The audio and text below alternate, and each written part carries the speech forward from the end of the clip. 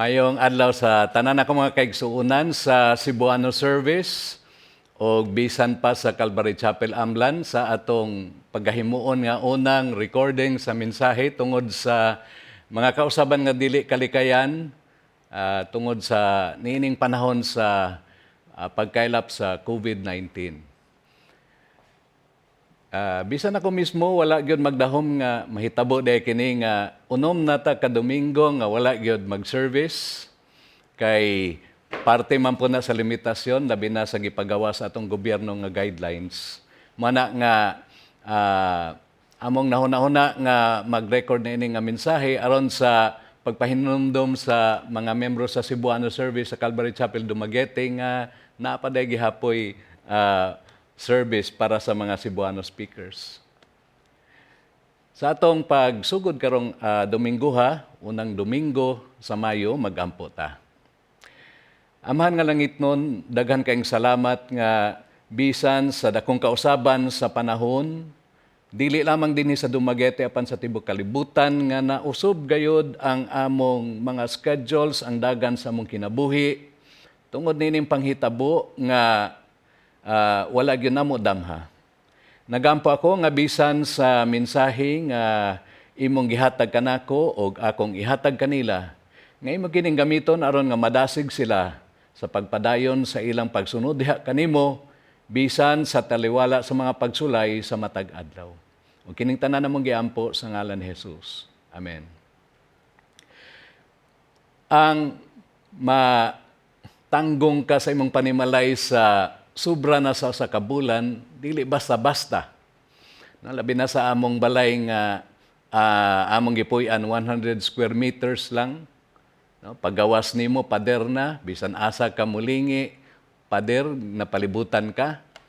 Unya, labi na karon nga paingon na og summer, pertig yung inita.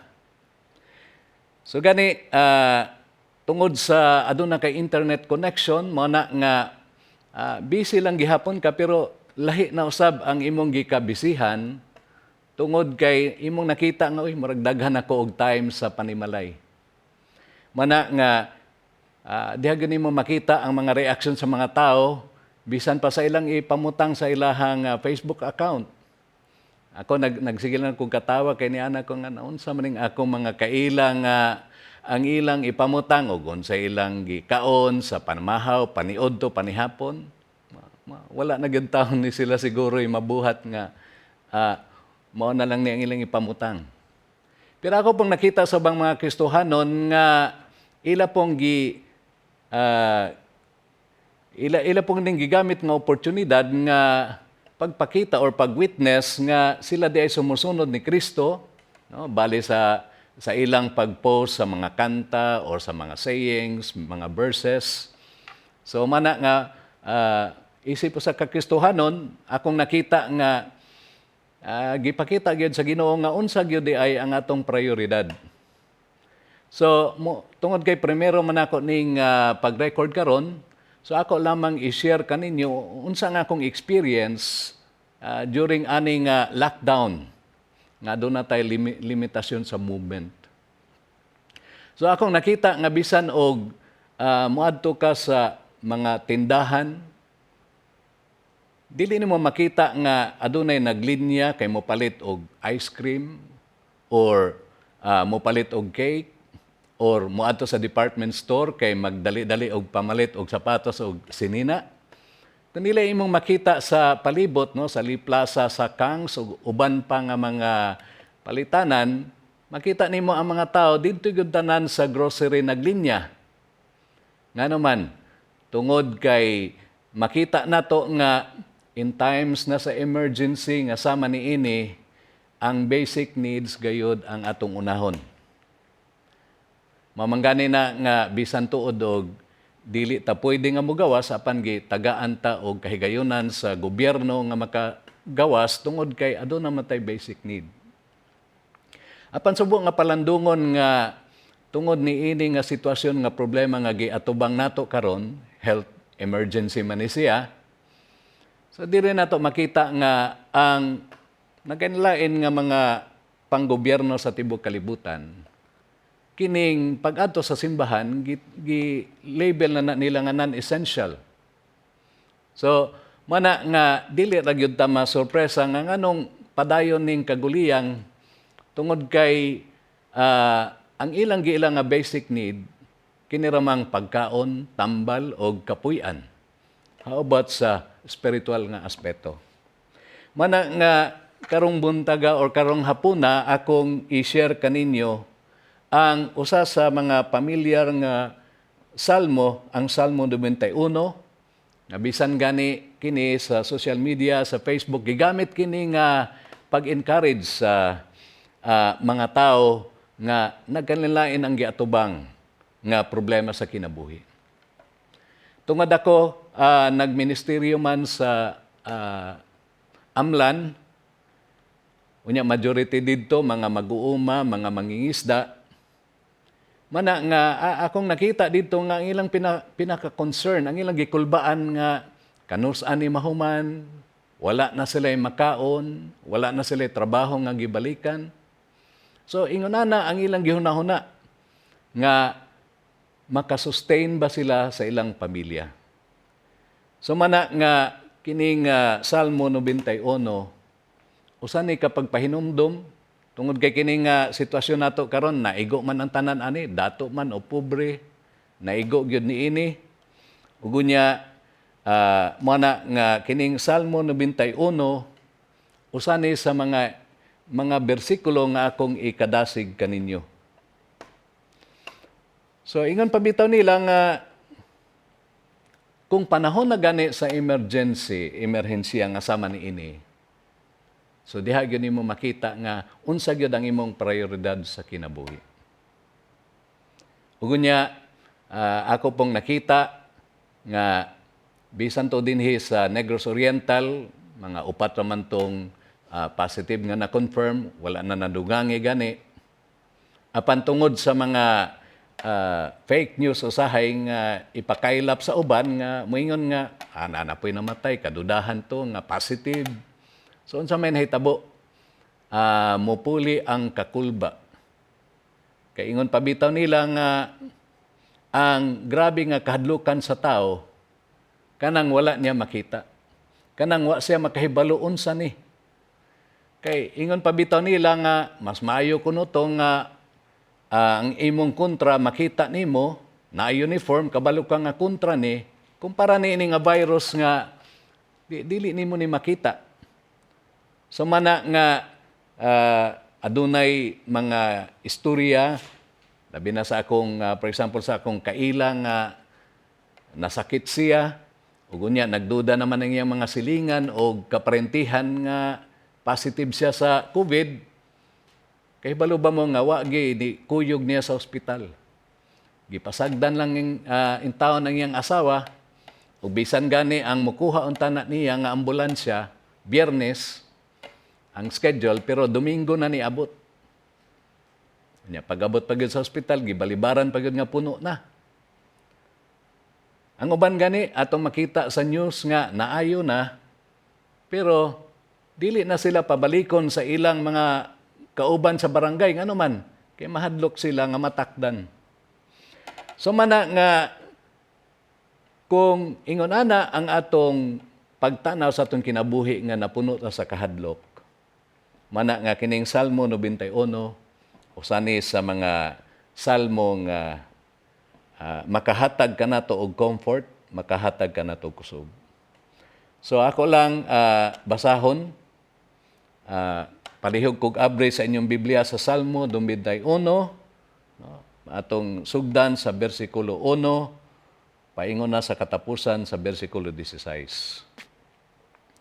Akong basahon, nag-iyon dinhi, versikulo 1 sa Salmo 91.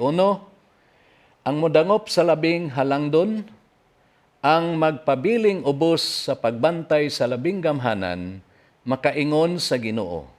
Ikaw ang akong manlalaban og tigpanalipod. Ikaw ang akong Dios og kanimo nagsalig ako. Gikan sa tanang katalagman nga wala mo hisayri, ilikay kagayod niya, ingon man sa tanang sakit nga makamatay. Tabunan kaniya sa iyang mga pako, ug dili kagayod maunsa ubos sa iyang pag-atiman. Ang iyang pagkamaunungon manalipod ug magbantay kanimo. Dili ka unya mahadlok sa mga katalagman sa kagabion, o sa mga udyo nga naghadyong panahon sa adlaw, o sa mga sakit nga mohampak diha sa kangitngit, o sa kadautan nga mulaglag panahon sa adlaw. Mahimong mga pukan ang usa ka libo diha sa imong kiliran, napulo ka libo, libot kanimo, apan dili kagayod maunsa. Makita mo unya unsaon pagsilot ang mga dautan. Kay gihimo mo mang dalangpanan ng Ginoo, ang labing halangdon nga imong tigpanalipod. Walay katalagman nga modangat kanimo, ug walay kadaot nga moabot dol sa imong puloy-an. Pabantayan ka sa Dios sa iyang mga anghel, aron pagpanalipod kanimo, bisag asa ka paingon. Sapwangon kanila sa ilang mga kamot, aron dili ka maunsa sa mga bato, ang imong mga tiil. Tumban mo ang mga leon o ang mga bitin, mga mapintas nga leon o mga bitin nga malala. Ang Dios nag-ingon, luwason ko kadtong nahigugma kanako, og panalipdan ko kadtong miila sa akong ngalan. Sa dihang sangpiton ako nila, tubagon ko sila. Maguban ako kanila sa dihang sila anaa sa kalisdanan. Luwason ko sila og pasidunggan. Gantihan ko silag taas nga kinabuhi og luwason ko gayod sila. Usa sa epektibo nga pagsabot sa Salmo mao nga atong sabton unsa man ang historical background niini. So una, atog yung i-identify kinsa man ang nagsulat niini. Ang Salmo 90 makita man nato sa atong mga Biblia nga ang nagsulat niini si Moises. Apan din sa Salmo 91 wala. So mana ang mga komentarista sa Biblia ni assume nga kani siyang Salmo 91 sumpay ra ni siya tungod kay imo man pong makita nga ang iyang ideya, ang iyang mensahe kuan na gyud kaning adunay relasyon sa Salmo 90. So tungod kay mao man ang atong setting, so gamit ang ato gihapong imahinasyon. Kay kining pagsabot nato sa Salmo, kung ato ni siyang sabton, ato ning analyze, pinaagi sa sentence construction, maglisod ta og sabot ni ini, tungod kay kung imong giobserbahan, ang mga lingwahe nga gigamit, gitawag ni siya og picture language. Nga, ang gisulat din sa Salmo 91, nagpakita og hulagway. Hulagway kinsa ang Ginoo og hulagway o picture kung unsaon sa Ginoo pag-atiman, pagbantay og pag-amuma ang magpaduol kaniya.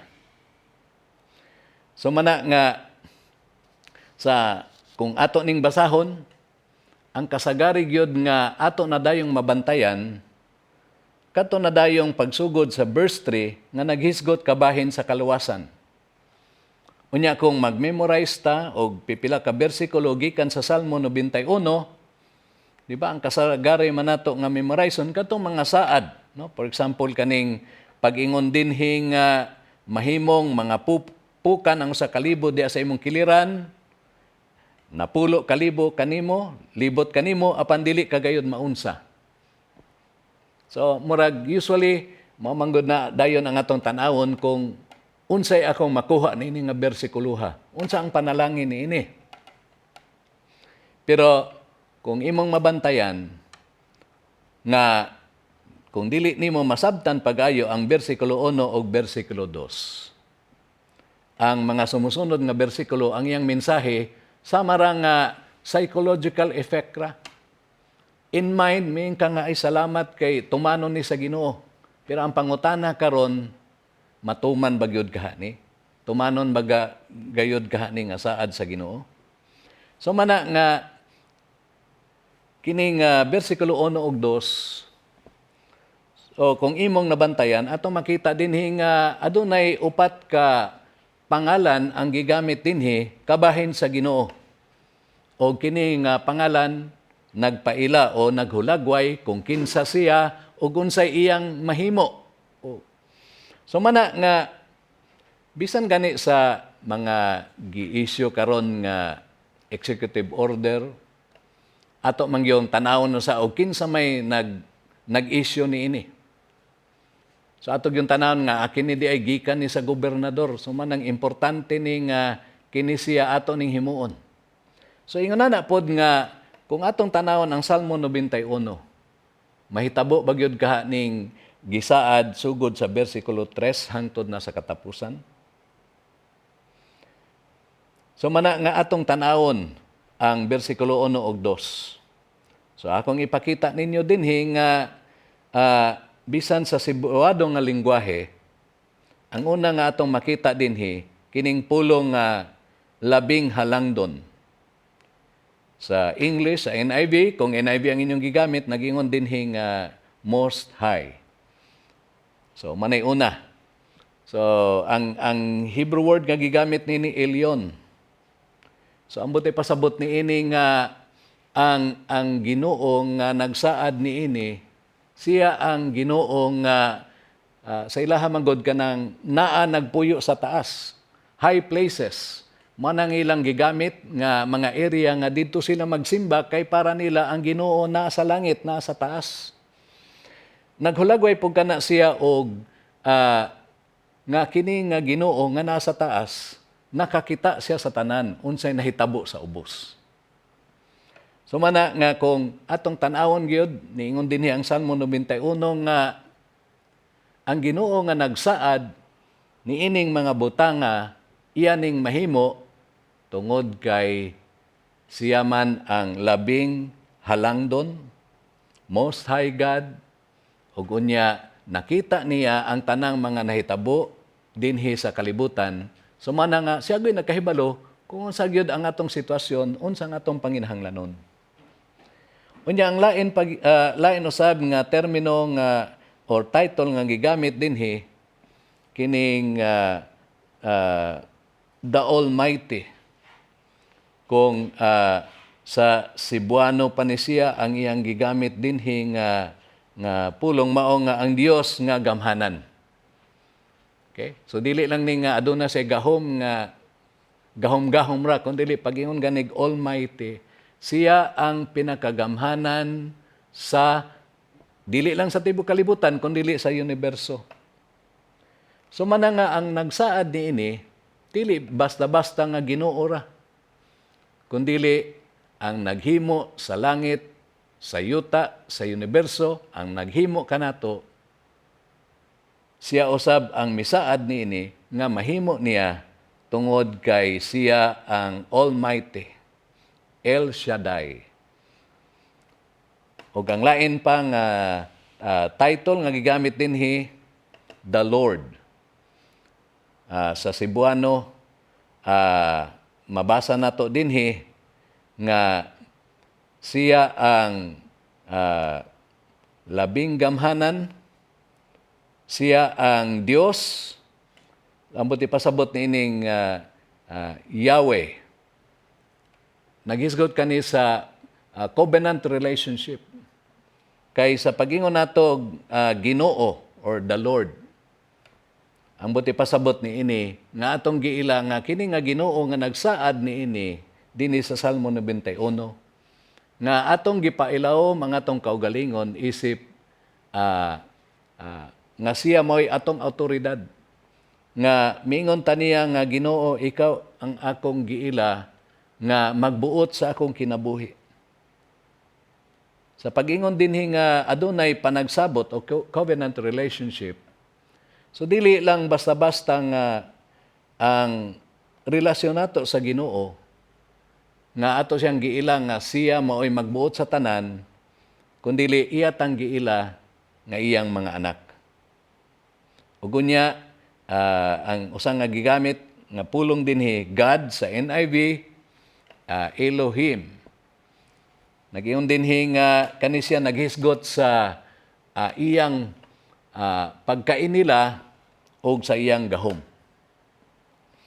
So man kung imong tanawon ang upat ka mga title kabahin sa pag-describe sa Ginoo, atong masamari karon nga ang nagsaad niini nga mga buhaton niya, no? Ang nagsaad niini nga Ginoo, siya ang Ginoo nga halangdon, siya ang Ginoo nga makagagahom sa tanan, siya ang Ginoo nga naghigugma kanato tungod kay nagsaad siya nga iyatang ilhon nga iyang mga anak, ug unya ang Ginoo nga nagsaad niini, siya ang tag-iya sa tanang mga butang, dili lamang dinhi sa kalibutan, kundi bisan pa sa tibok nga universo.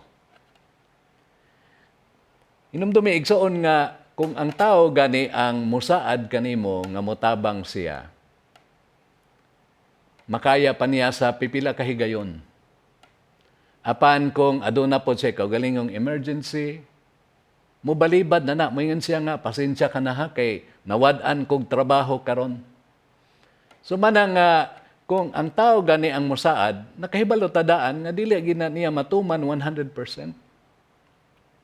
Apan tungod kay ang Ginoo man ang nagsaad niini, una, iyaning mabuhat, iyaning mahatag kanato, tungod kay siya lang ang adunay gahom, adunay kapabilidad, ug unya ang iyang resources unlimited.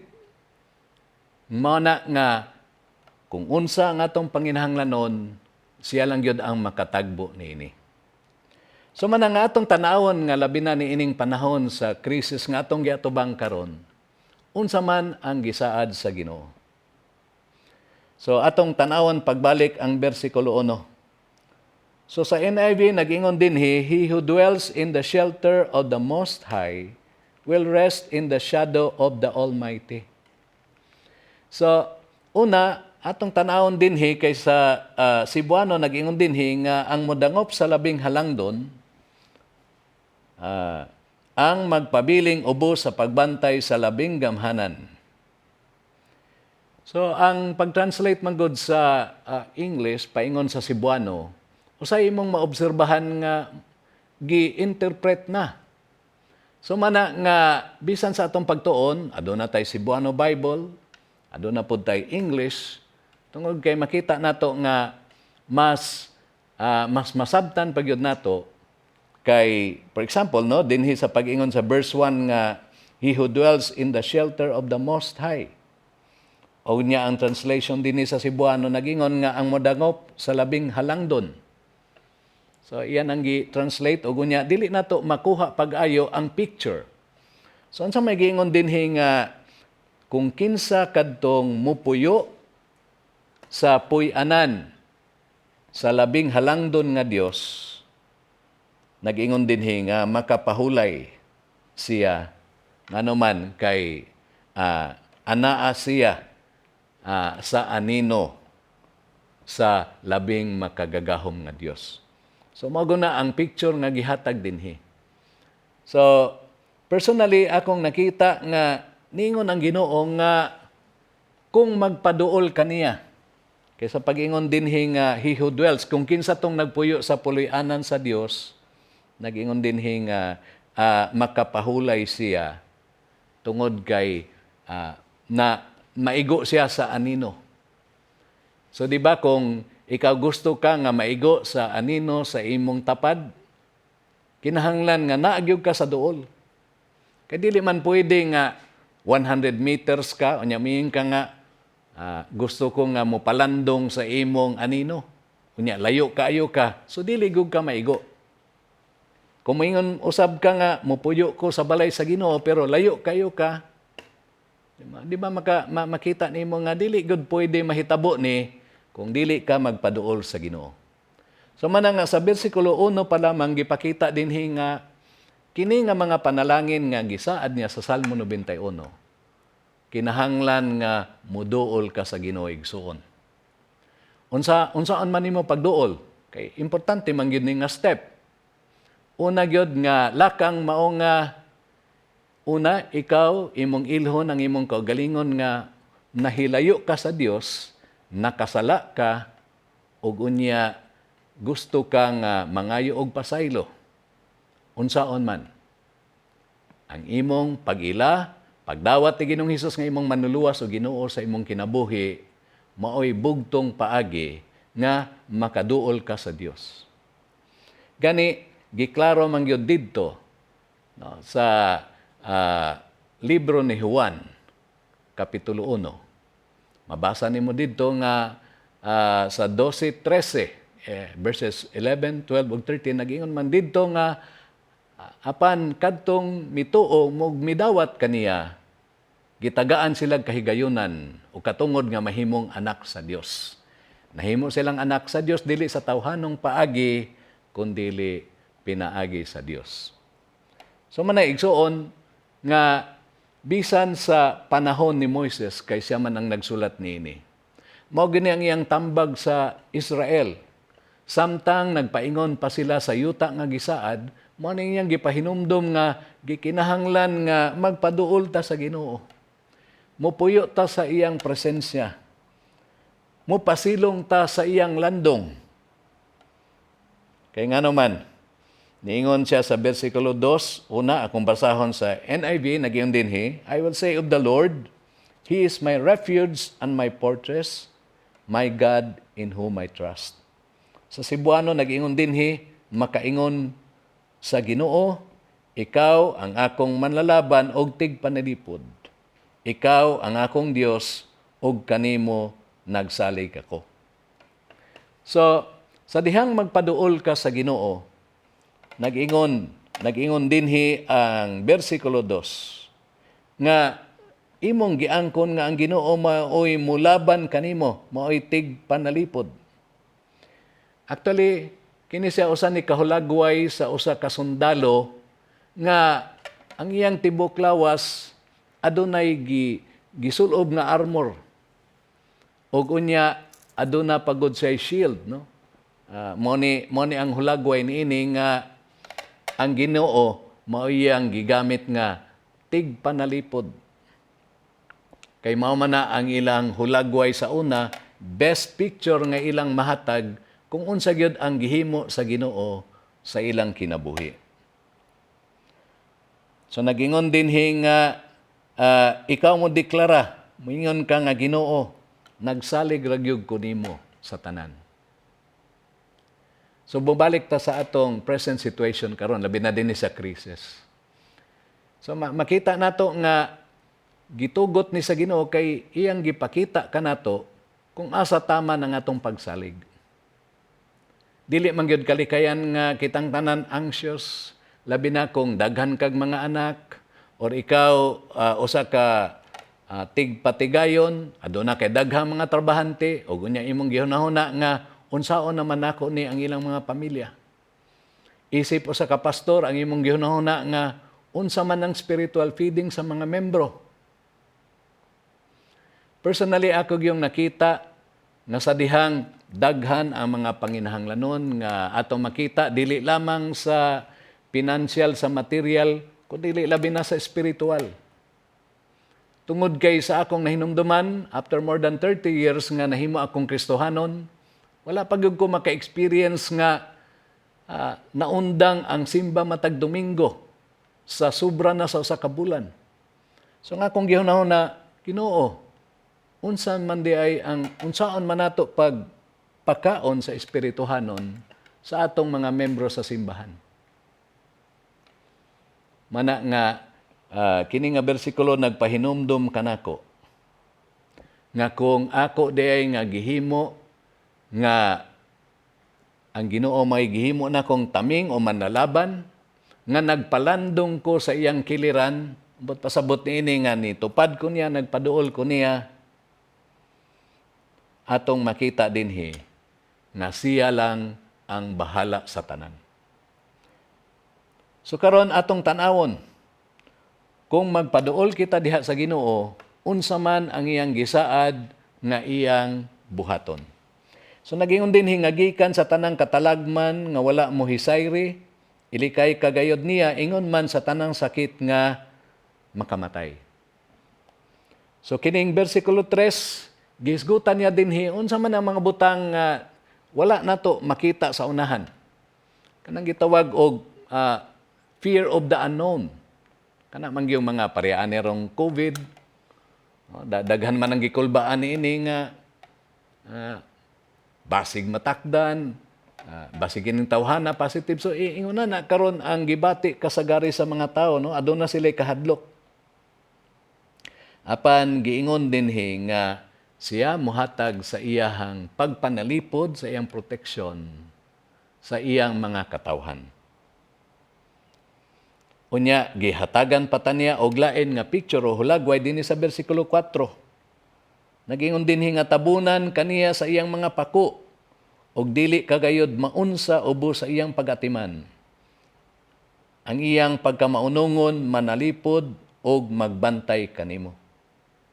So ningon dinhi ang nagsulat niini nga salmo si Moises nga tanawan ninyo ang mga langgam, no? Sa ilang panahon sa una ang ilang yung usang nga mga maayong ehemplo ang eagle, ang agila.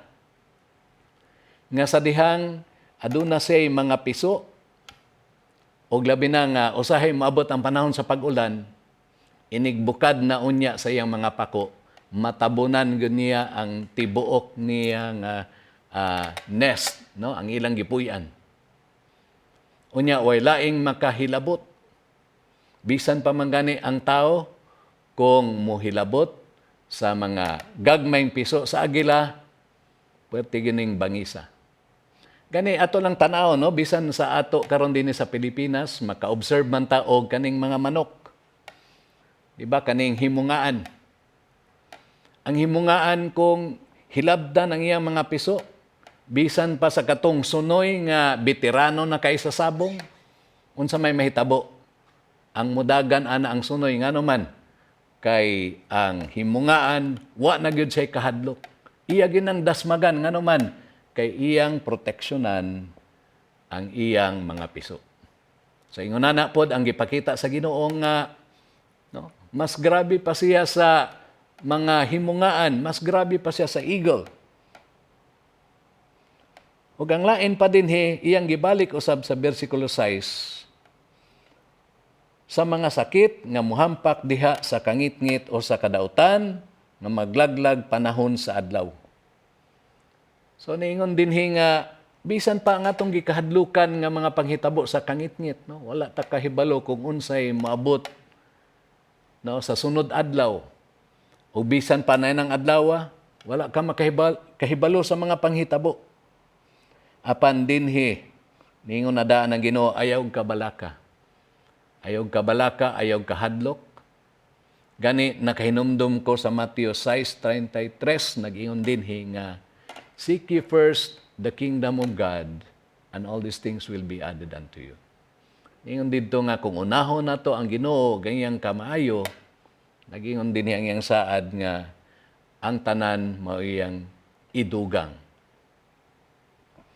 Sumana nga nining panahon sa atong sitwasyon karon.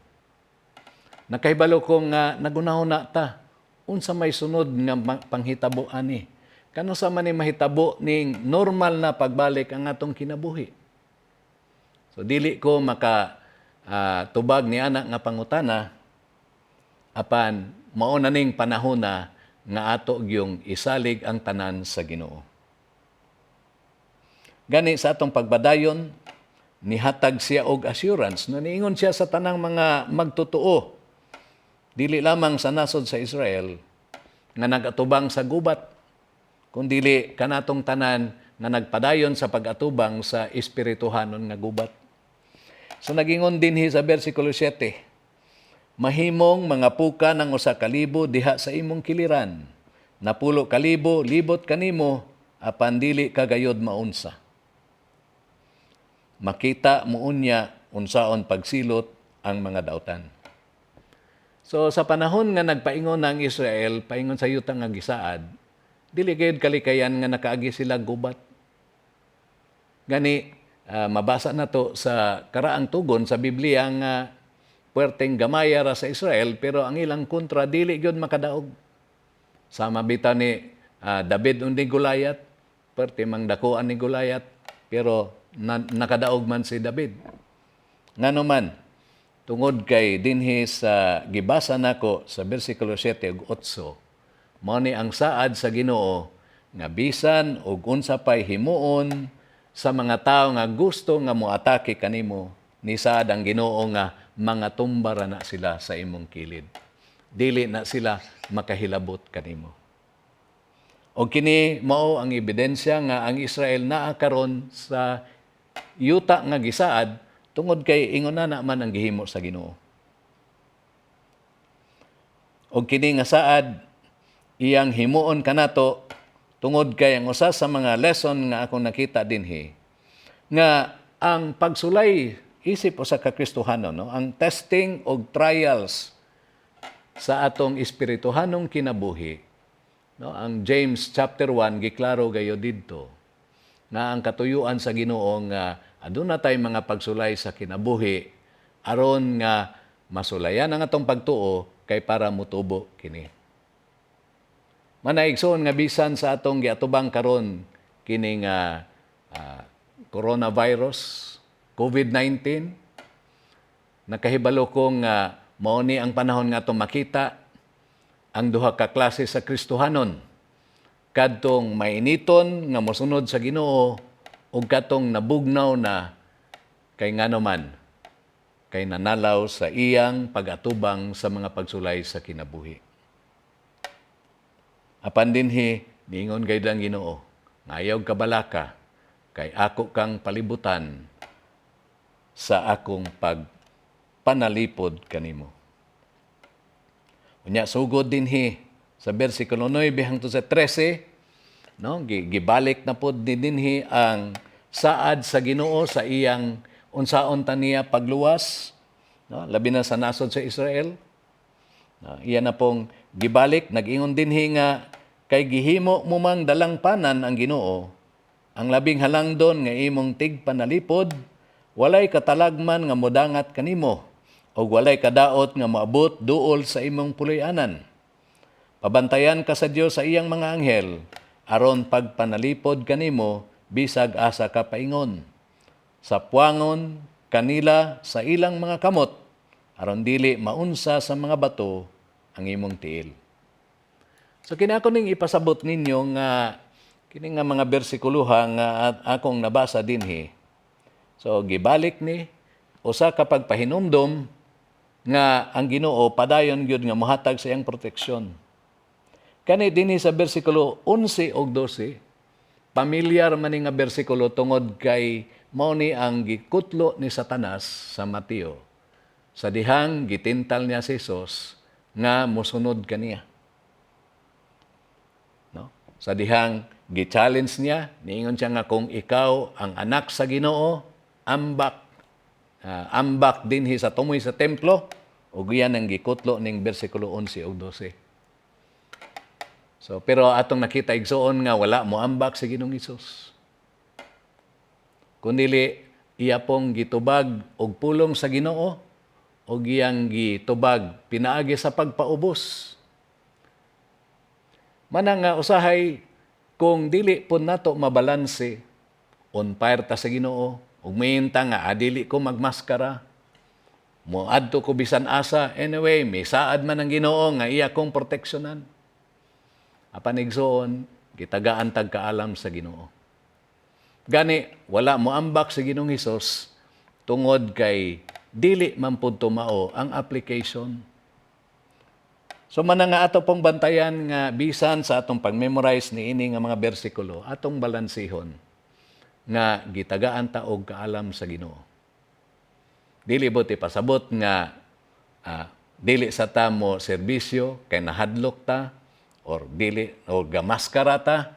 Dili buti pasabot nga nanalaw ta sa atong pagtuo, kundi giklaro man pud na ni Pablo sa Roma nga kinahanglan mo submitar kita, mo pailawom kita sa mga nagdumala kanato tungod kay gitudlo man pud na sila sa Ginoo.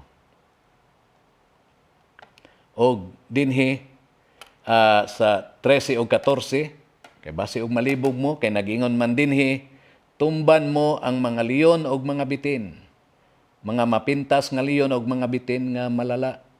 Ang Dios nag-ingon, luwason ko kadtong nahigugma kanako og panalipdan ko kadtong miila sa akong ngalan.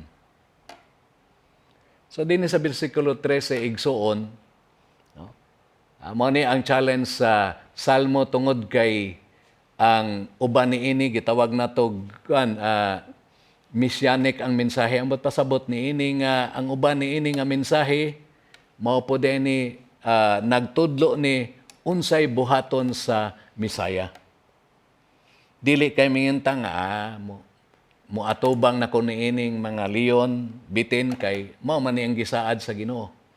Sa ako gihapong usbon nga dili na ambot ipasabot niini kundi ang nakatuman niini mao si Ginoong Hesus, labi na sa dihang namatay siya sa cross, namatay siya unya sa ikatulo ka adlaw, nabanhaw siya. Mao ni ang katumanan nga nagiyon dinhi nga tumban mo ang mga leon ug ang mga bitin. Og sa katapusan sa bersikulo 15 ug 16, nagingon dinhi nga sa dihang sangpiton ako nila, tubagon ko sila.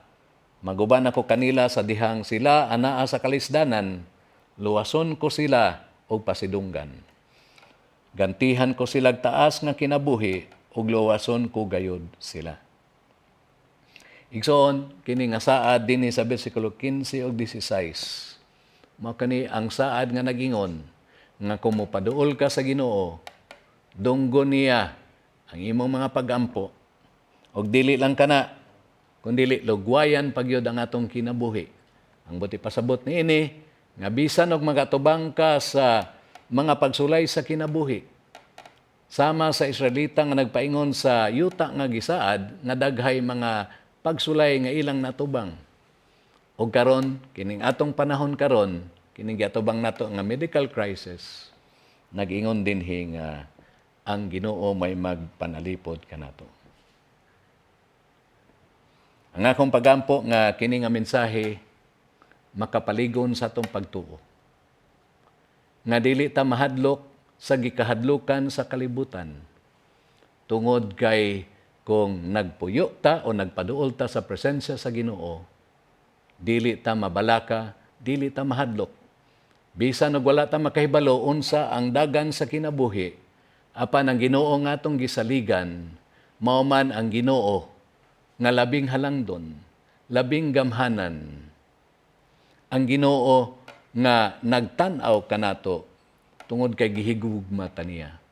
Atong isalig kining tanan sa Ginoo. Magampo ta. Amahan, daghang kaayong salamat nga bisan sa mensahe nga imong gihatag kanamo sa Salmo 91. Nga kini mao imong gamiton aron nga bisan sa among paglantaw sa sitwasyon nga among giatubang karon dili lamang sa Pilipinas kundi dili sa tibuok kalibutan. Nga ang among pagsalig, ang among pagtuo mas mulig-on pagyud diha kanimo. Salamat sa imong presensya karong buntaga, karong hapon. Ug kining tanan namong giampo sa ngalan ni Hesus. Amen. Karong hapon na igsuon kay tungod kay primero man nga Domingo sa Mayo nga muandam na mo sa inyong kaugalingon nga pan og juice aron nga atong hinumduman ang kamatayon, ang sakripisyo ni Ginoong Hesus. Hinumdumi igsoon nga kining atong pagahimuon karon mao ni ang sugo niya nga atong hinumduman kung unsang iyang gibuhat kanato. So karon palihog ko og kuha sa pan, sa elemento nga pan, ug unya atong dunganan sa pagkaon.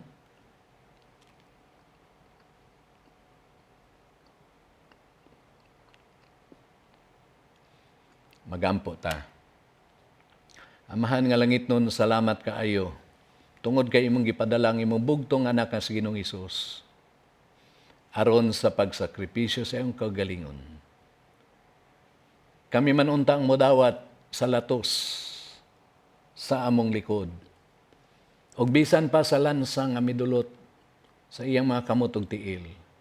Kami man unta ang ilansang sa krus. Apan salamat tungod kay gisakripisyo ganimo Ginoong Hesus ang imong kaugalingon nga lawas. Salamat sa imong gugma kanamo. Sa samang paagi ni kuha siya sa kupa, nagpasalamat ug ganyan ingon siya sa mga tinun-an.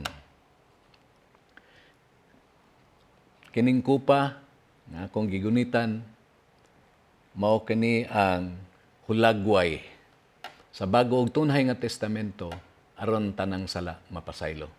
Sa ato nang dunganan sa pag-inom. Salamat kay Ginoong Hesus tungod kay ang imo lang yung dugo mao'y makabayad sa among mga sala. Nabisan sa among paghinumdom karong adlaw, nagpasalamat kami. Nagpasalamat kami nga ang imong presensya dili lamang limitado sa among church building. Nagpasalamat kami nga bisan sa ginadili pa ang pagtapok apan tungod sa teknolohiya. Nakadungan lang gihapon kami pagsilibrar, paghinumdom sa imong kamatayon, sa imong sakripisyo dito sa krus. Daghang kaing salamat sa imong presensya sa matag usa. Og nagampo ako nga bisan pa ang imong kalinaw, ang imong gugma ug ang imong kusog, may maguban kanamo kanunay pinagi sa imong balang espiritu. Og kining tanan namo giampo sa ngalan ni Jesus. Amen. Maayong hapon sa tanan. God bless you all.